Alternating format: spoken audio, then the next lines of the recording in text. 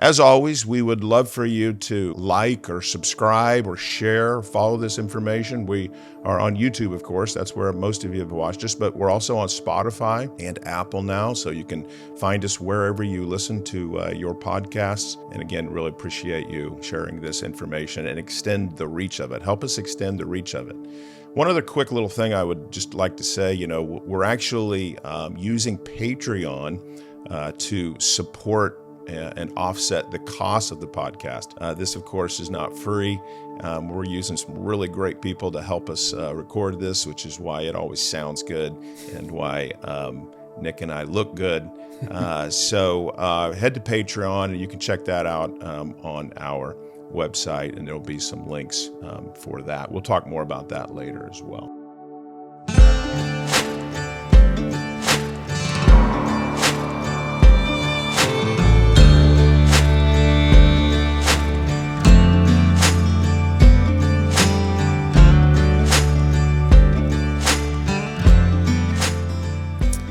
Welcome to Open Scripture, where we seek to sharpen the way the church understands her foundational texts. My name is Nick Nail. I'm a PhD student and a worship leader. With me is Dr. Tracy McKenzie. He's professor of Hebrew and Old Testament.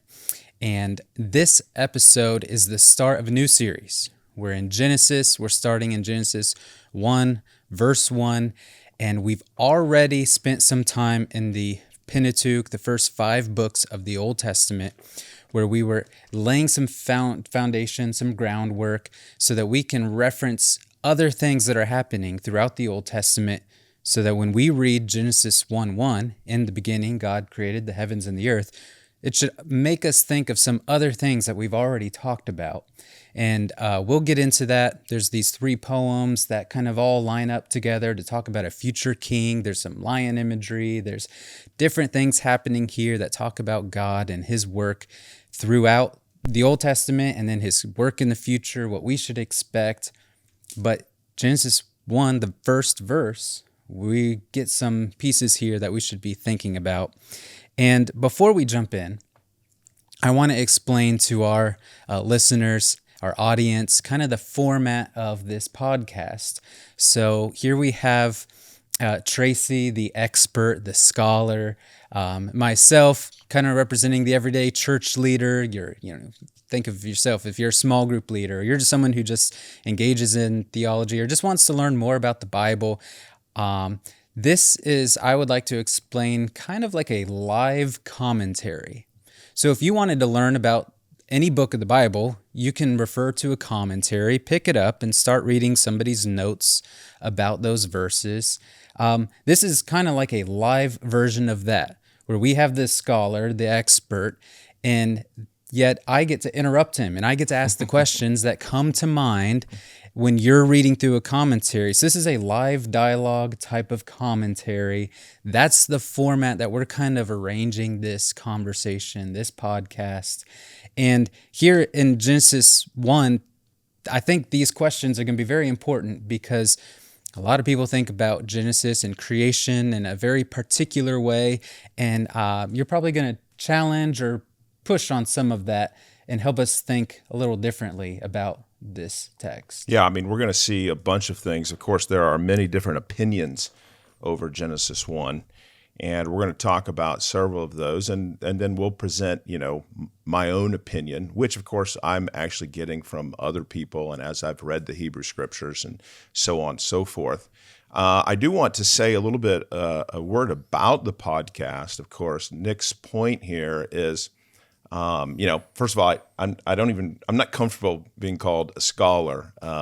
I often joke around that I'm an expert in one chapter of the Bible. That's really what I'm a scholar of. That's in the book of Ezekiel. That's what I wrote a dissertation over. Other than that, I'm just a reader. But maybe I've read a little bit more, spending 30 years here in these texts. But we very much want this discussion to be for you, the reader, who are interested in these texts.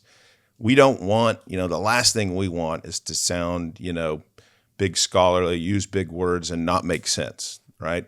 The reason why we're doing this is so that, again, the normal reader, the person who is reading these texts with curiosity, trying to figure out what they mean, especially as they have questions, like, for example, today, over creation, over what it is, what it isn't, and again, some of these things are going to be a bit controversial. I'll warn you before they're controversial, but I would just say, hey, let's really try to read the text, and maybe take what we've learned growing up or through life. Let's just take those to the text and see what comes of it. Yeah. As always, we would love for you to like or subscribe or share, follow this information. We are on YouTube, of course. That's where most of you have watched us, but we're also on Spotify and Apple now, so you can find us wherever you listen to your podcasts.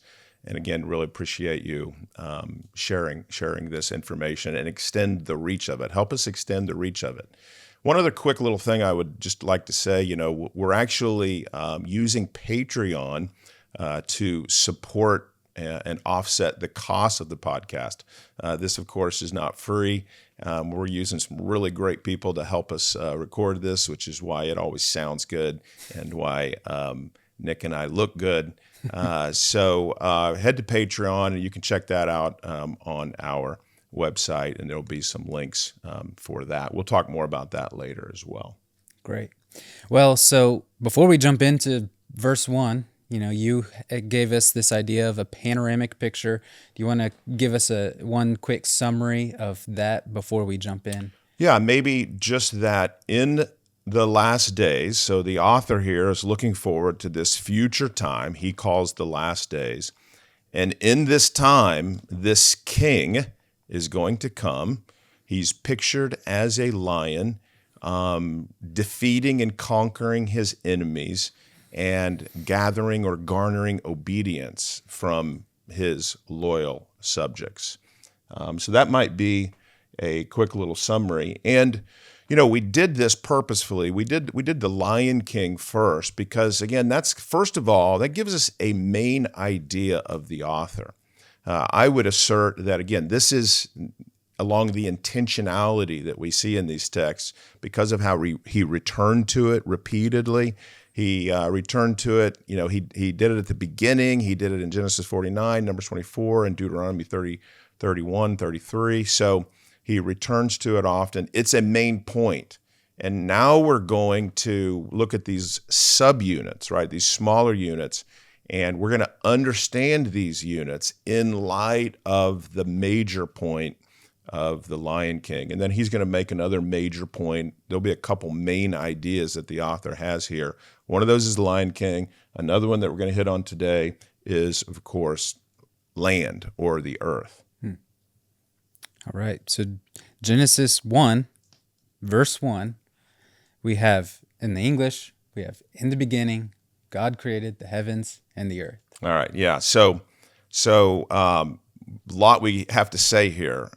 So first of all, Genesis 1, if you think about the first literary subunit, right? You've got 1:1. Actually, it goes all the way over to chapter 2, verse 3, because this is this week that we have here. The week of creation. The week of creation. This is this first week we have here. Mm-hmm. So again, even though the chapter numbers, end at 1:31 and then go to 2:1, we're still in the seventh day of the week. So in reality, the first literary unit goes to 2:3. Maybe real briefly worth mentioning that the chapter numbers and headers and the verse numbers, that came way later in Bible interpreters. They added those hundreds and thousands of years later. So we haven't always had, a verse number before each sentence. That's right. More of a modern idea. That's right. So that's why we can say that this text unit, this subunit, goes into chapter 2 because, we divided it at chapter 2, but really it's actually this whole section should be read together, right? Not separated. Right. And again, you can see that. Anybody can see that from the days, right? The week is not finished until 2:3. Yeah. So that would be just one thing. So the main idea of Genesis 1 is going to be all about the sixth day. So again, we're trying to follow or discern where the author takes us. So the author is taking us to the sixth day. But the reality of it is we have to cover some territory before we get to the sixth day. If we don't cover territory, then hopefully you would be asking questions. Well, what about the first day? What about the grass? Is that a big deal?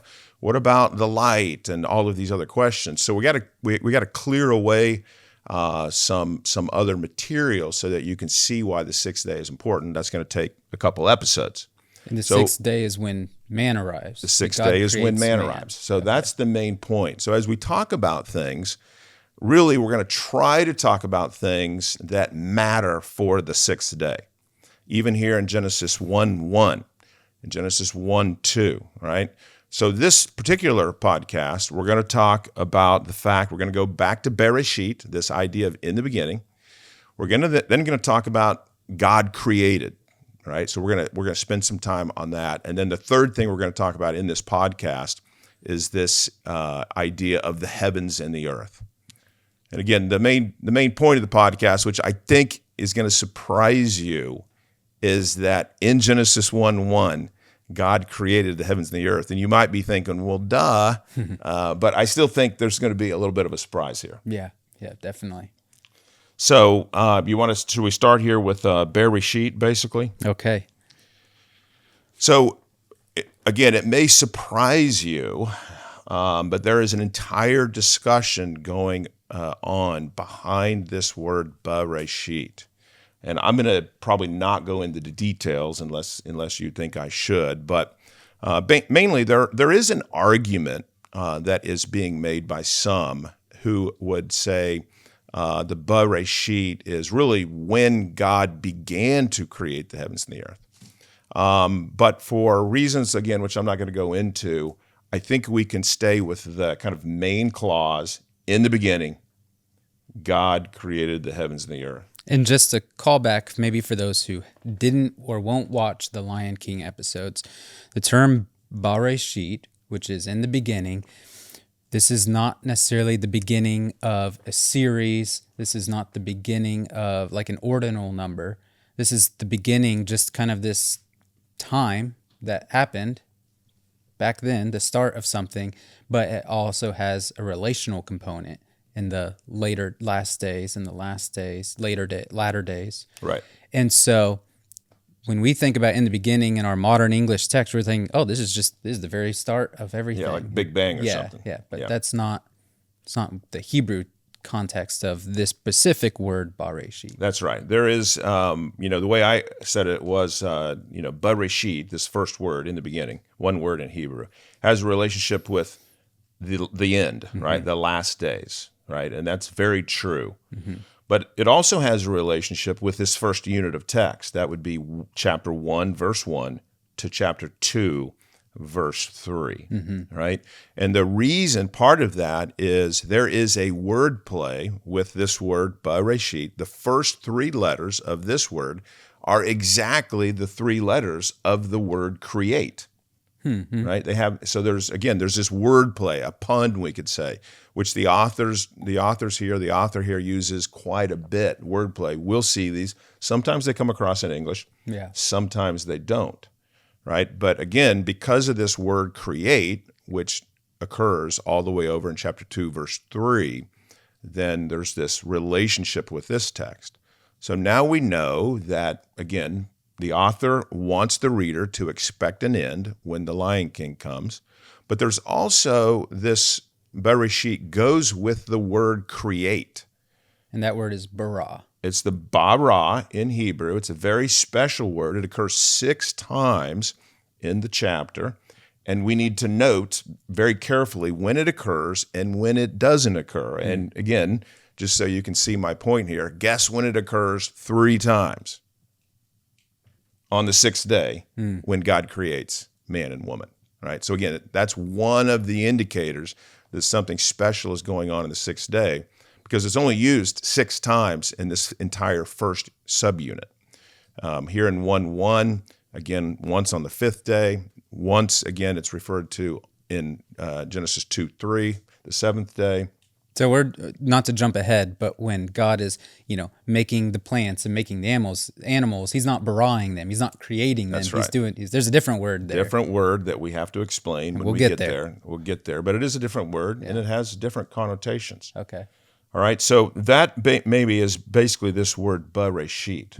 All right, now we could move on to the second point here, and this is that God baras, right? He creates, right? And again, you mentioned this other word that is translated in verse 7 to make, right? So that's not the word that is used here. So he uses this word bara. So bara is to create, and the other word is asah.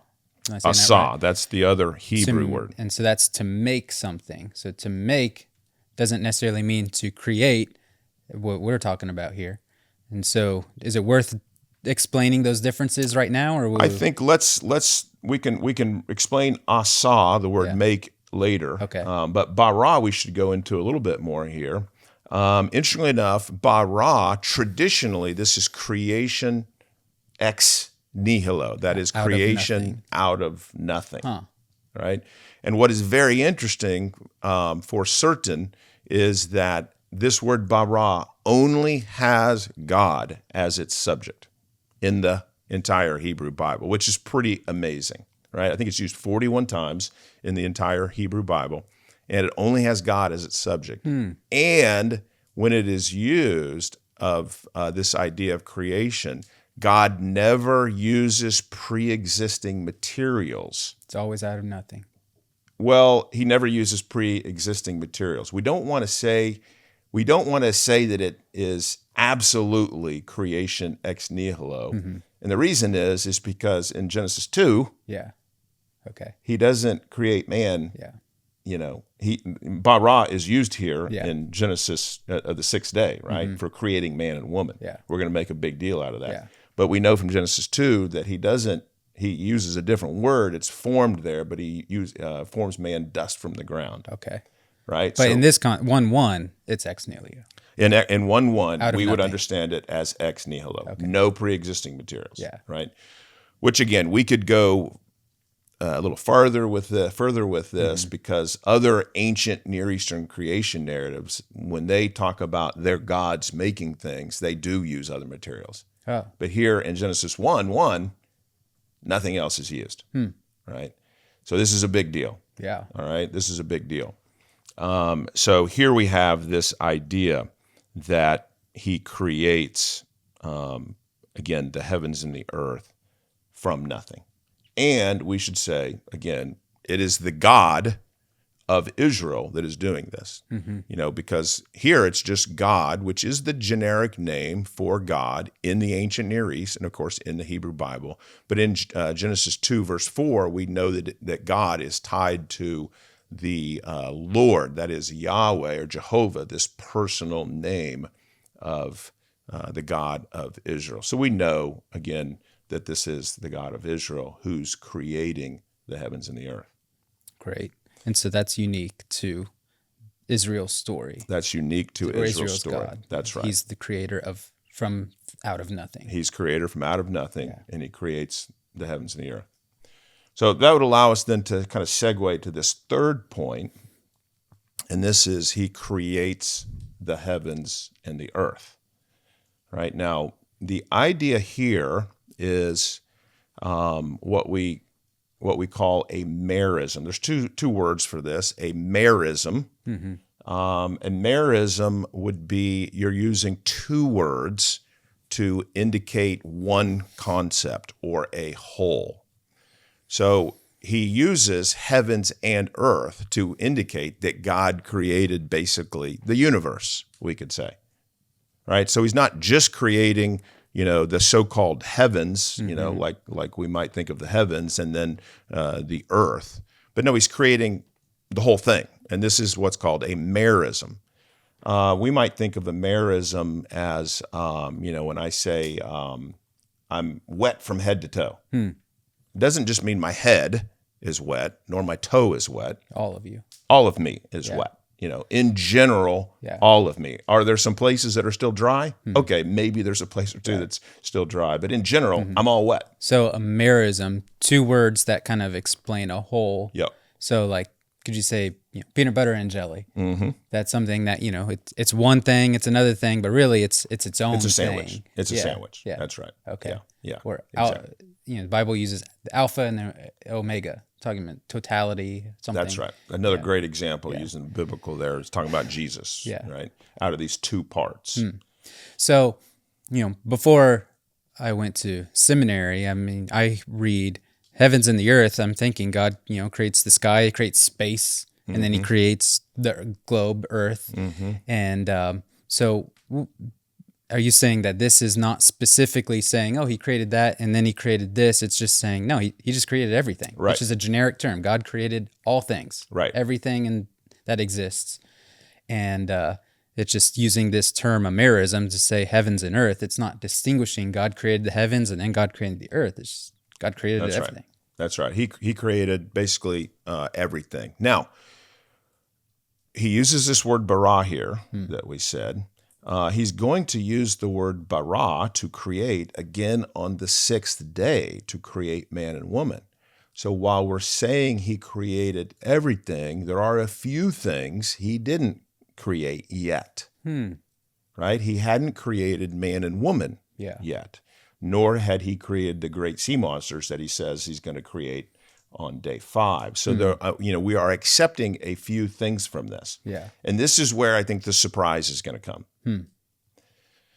So let me ask you a question. I asked this question. Man, it'd be great if we could get a few of you actually saying something in the comments on this question.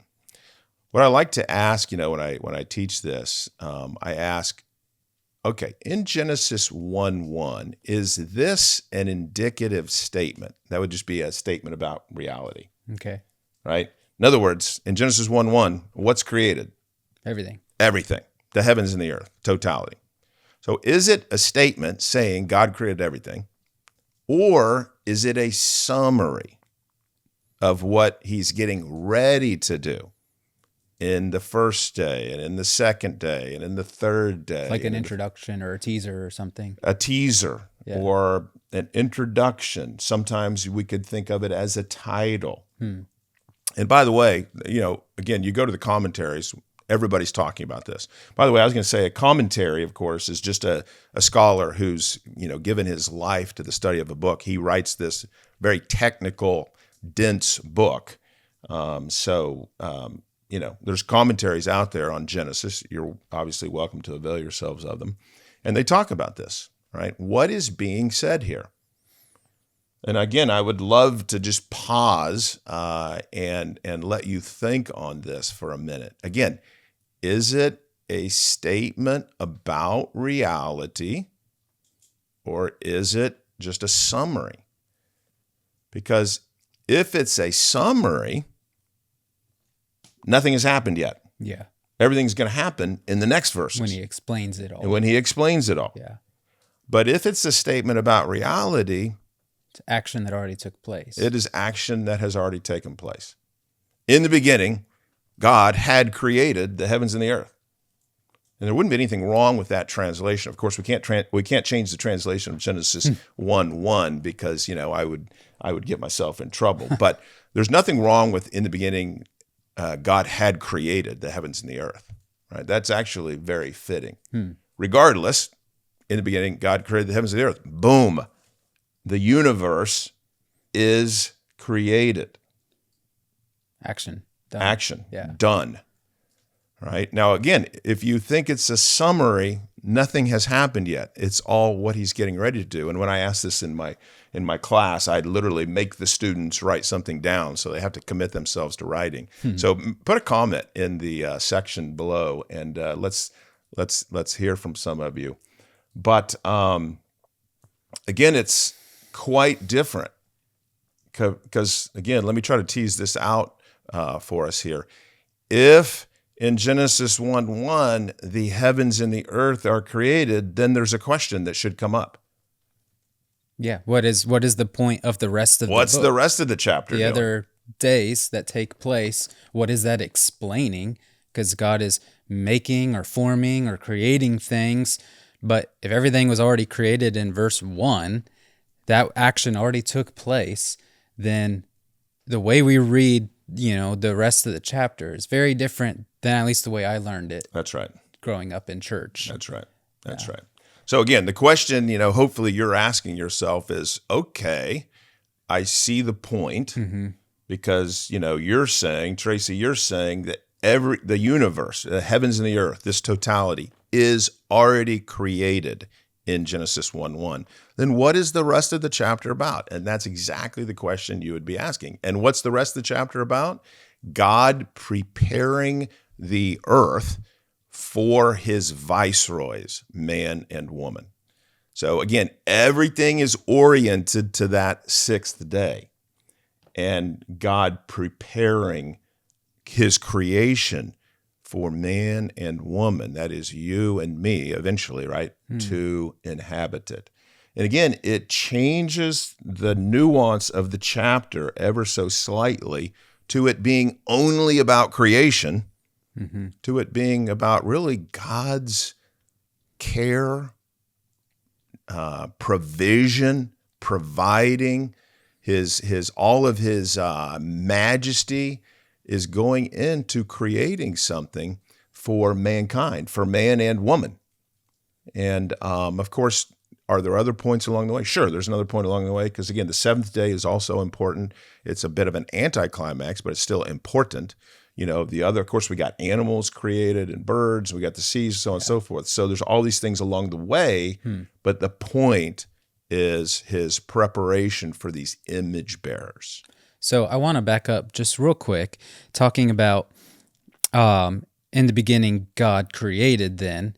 So what's the subject of this sentence? I've heard maybe some preachers or some people, they mention that they're refocusing the subject of this sentence to be not about creation, not about man, but the subject, like speaking of grammar, the subject is God. So when we're reading chapter 1, we're reading the book of Genesis, the subject should be God, not man, not Israel, not creation.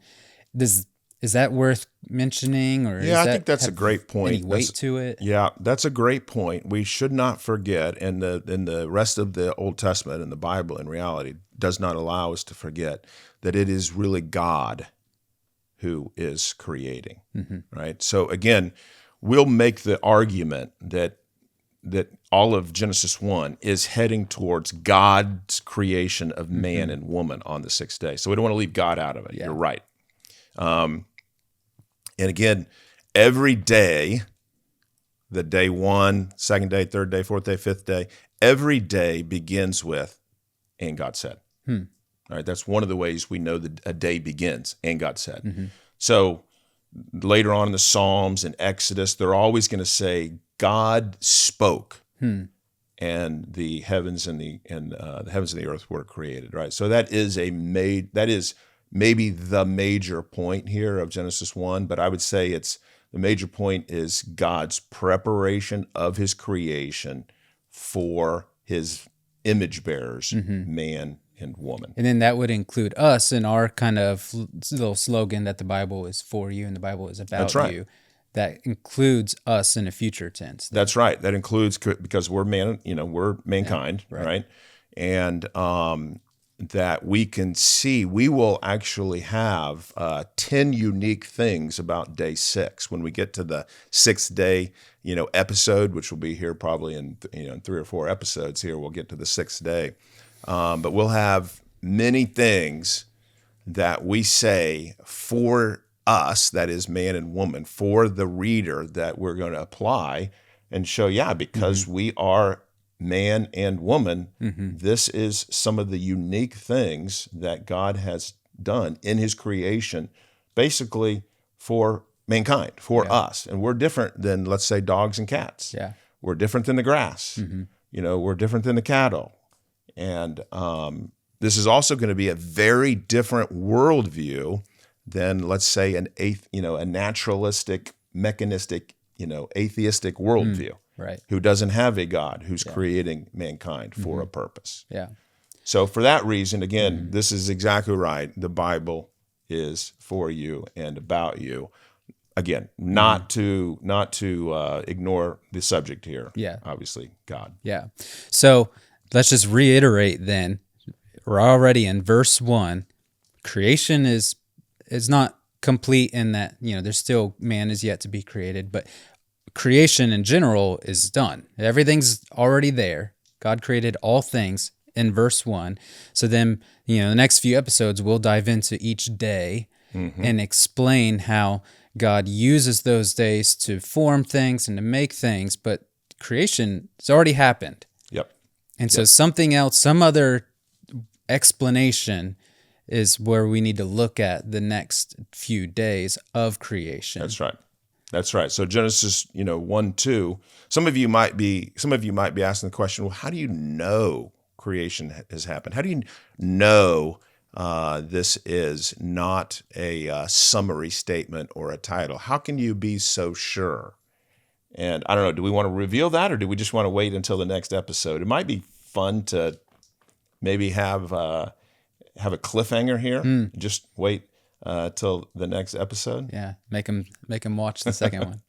We could do that for sure, but because I do think there is a way that we can know for certain that creation has already happened. But let's just summarize again then the point of this episode, and that is very simply, God had already created the heavens and the earth. So I want to assert here in no uncertain terms that God is the creator of the heavens and the earth. I want to say that there's no question of whether he did this or not. And again, that's quite obvious. And again, then I also want to assert that it's done. The heavens and the earth here in 1:1 are complete. Great. So join us next time as we tell you exactly how we can be so sure of this, and how we can continue to talk about how the Bible is for you and about you.